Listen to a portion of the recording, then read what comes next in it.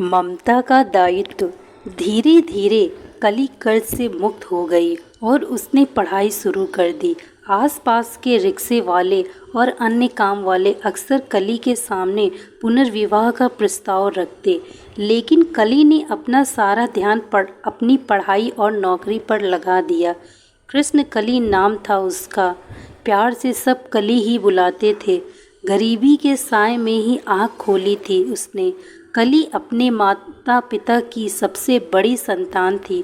उससे छोटी 3 बहनें और थीं। जीवन की कठिनाइयों में शिक्षा प्रायः गौड़ ही हो जाती है। 10वीं की परीक्षा में कली पूरक आई थी। पिता पर 4 बेटियों की जिम्मेदारी होने के कारण पिता ने 10वीं के बाद ही नन्ही कली के हाथ पीले करने का निश्चय कर लिया और 15 वर्षीय कली का विवाह कली से 10 साल बड़े हेमंत से कर दिया। हेमंत एक दफ्तर में गार्ड की नौकरी करता था। बाली उम्र की कली जब पहली बार अपने पति से मिली तो हेमंत शराब के नशे में चूर था। नन्ही कली हेमंत को देखकर सहम गई। गरीबी से आई कली यहाँ भी रोटी के लिए तरसने लग गई। नियति मान के कली अपने दायित्व का निर्वाह करती रहती और हेमंत आए दिन उसकी मार पिटाई करता रहता। साल भर बाद कली गर्भवती हो गई। कली ने 2 जुड़वा लड़कों को जन्म दिया। बाली उम्र में ही कली 2 जुड़वा बच्चों की मां बन गई। हेमंत का नशे से लीवर खराब हो गया और उसका स्वास्थ्य दिन ब दिन गिरने लगा।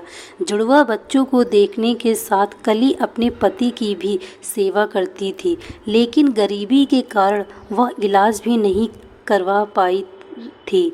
जुड़वा बच्चे 1 साल के ही हुए थे कि हेमंत चिर निंद्रा में सो गए। कली के पैरों तले जमीन खिसक गई। वह कुछ समझ नहीं पा रही थी कि वह कहां से अंतिम संस्कार के पैसे लाए। कली ने अपने पड़ोसी से पैसे उधार लेकर अंतिम संस्कार और अन्य सारे काम किए। 15 दिन बाद कली ने एक स्कूल में चपरासी की नौकरी कर ली। स्कूल जाती तो सास के उलाहने सुनती कि सज धज कर पता नहीं कहाँ जाती है।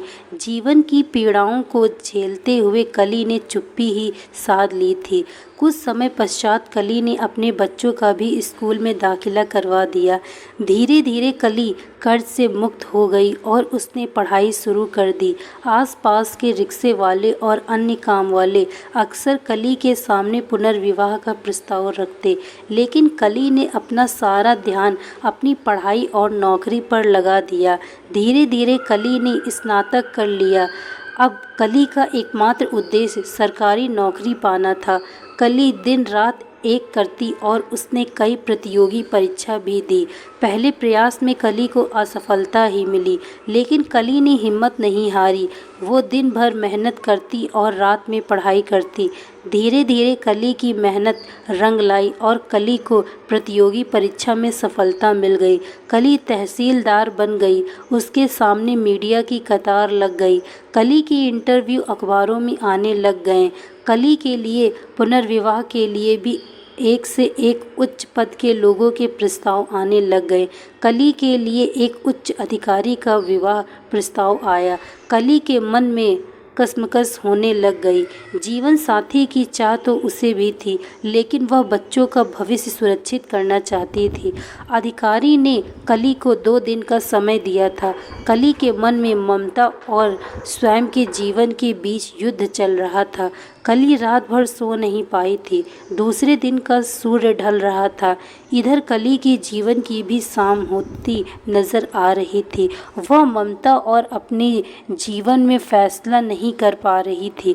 फिर कली ने उस अधिकारी को दृढ़ता के साथ फ़ोन लगाया और ना में जवाब दे दिया।